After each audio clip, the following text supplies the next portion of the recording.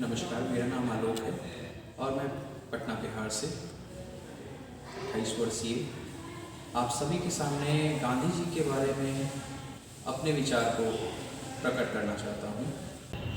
और आज मुझे मौका मिला, एक अवसर मैं बोलूँ कि उस शख्स को परिभाषित करने के लिए जिसका परिचय देना बहुत मुश्किल या फिर संभव नहीं है, जिसे दुनिया कभी गांधी कहती है, कभी महात्मा कह के संबोधित करती है। और क्यों ना कहे उसे महात्मा, उस मार काट वाली दुनिया में जिसने अहिंसा का बीज उत्पन्न किया। जिस समय लोग एक दूसरे के खून के प्यासे थे, एक दूसरे के शब्दों को सहना उनकी आदत नहीं थी, उस समय वो शख्स अहिंसा, पूरी दुनिया जब हिंसा के साथ चल रही थी, उसने एक अहिंसा का दीपक जलाया। कहने को बहुत नाम है उनके, कोई महात्मा कहता है, कोई गांधी कहता है, कोई करमचंद कहता है, कोई मोहन कहता है, कोई बापू भी कहता है।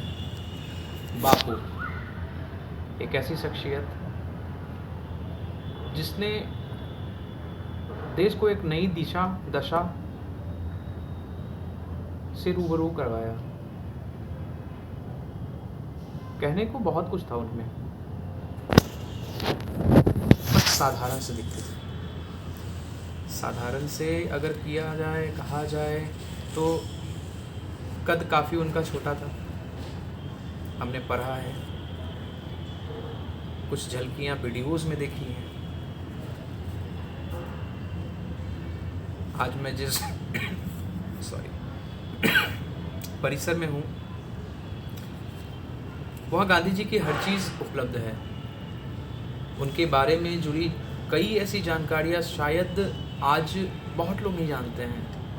उनके बचपन का नाम, वो बचपन में दिखते कैसे थे, उनकी जवानी कैसी रही, वो बुढ़ापे में किस तरीके से रहे, उनका कत्ल किसने किया, क्यों किया, उनके दोस्त, उनके परिवार। बहुत लोगों को तो ये भी नहीं पता होगा उनकी एक बहन भी थी। अगर कुछ मैं बताऊं तो गांधी ने अपना राजनीतिक जीवन दक्षिण अफ्रीका से शुरुआत की।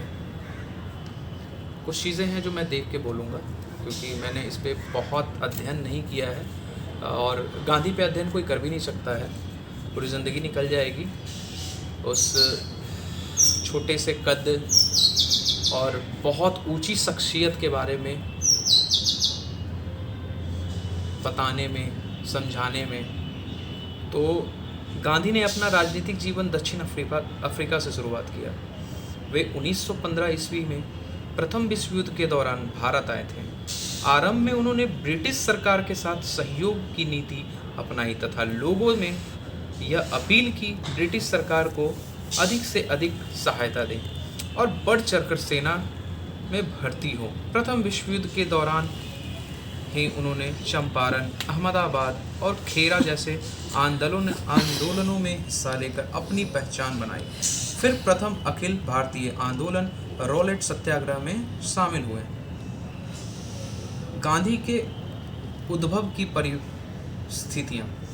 गांधी के आगमन के समय एक राजनीतिक शून्यता की स्थिति उत्पन्न हो चुकी थी। कांग्रेस का उदारवादी कार्यक्रम जनता के बीच अपना विश्वास खो चुका था तथा उग्रवादियों नेता एवं जन आंदोलन लाने के विफल रहे। इसलिए भारतीय राजनीति में गांधी का उद्भव अपेक्षाकृत आसान था।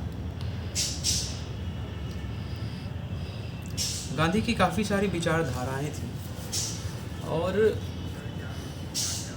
विचारधाराएं अगर बात की जाए तो अब इसको मैं साइड कर देता हूँ। जी के बारे में सोचता हूँ कि गांधी एक ऐसी शख्सियत थे जिनकी पूरी ज़िंदगी, उनकी पूरी ज़िंदगी एक संदेश है। कैसे उन्होंने बचपन से पढ़ाई किया, वो एक उच्च स्तरीय शिक्षा को हासिल किया उन्होंने। साथ में अंग्रेज़ों के साथ हमारे देश को सुरक्षित करने के लिए बहुत योगदान है। यूँ ही लोग उन्हें इतना प्यार और सम्मान नहीं प्रदान करते। उनके बारे में